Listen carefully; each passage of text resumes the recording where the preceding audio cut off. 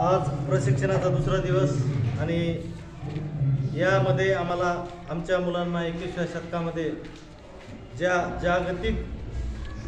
किंवा आंतरराष्ट्रीय दर्जाच्या शिक्षणाची जी क्वालिटी आहे ती कौशल्य कोणती आहेत त्याचा शोध घेणे आणि ती मुलांमध्ये कशी विकसित करता येतील याच्यासाठी शिक्षकांनी भविष्यवेधी शिक्षण जे आहे त्या भविष्यवेधी शिक्षणामध्ये वेगवेगळ्या पद्धतीचे व्हिडिओ आम्ही पाहिले। श्रीमान काळे सर यांनी आम्हाला त्या व्हिडिओच्या माध्यमातून भविष्यवेधी शिक्षण आणि त्याच्यामध्ये जे जग बदलत आहे त्या बदलत्या जगासोबत आपल्याला कसं गतिमान पद्धतीनं बदलून आपल्या मुलांच्या शिक्षणामध्ये परिवर्तन किंवा जो वेग अपेक्षित आहे त्या वेगामध्ये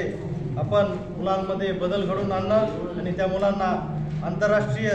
दर्जाचं शिक्षण उपलब्ध करून देणं आणि मुलांना जागतिक स्वीकार्यता किंवा युनिव्हर्सल ॲक्सेप्टन्स आपण असं म्हणू शकतो ते आपल्या मुलांना प्राप्त करून देण्यासाठी आपण जे विविध कौशल्य आहेत ते कौशल्य मुलामध्ये आत्मसात करण्यासाठी आपण प्रेरित करायचं आहे।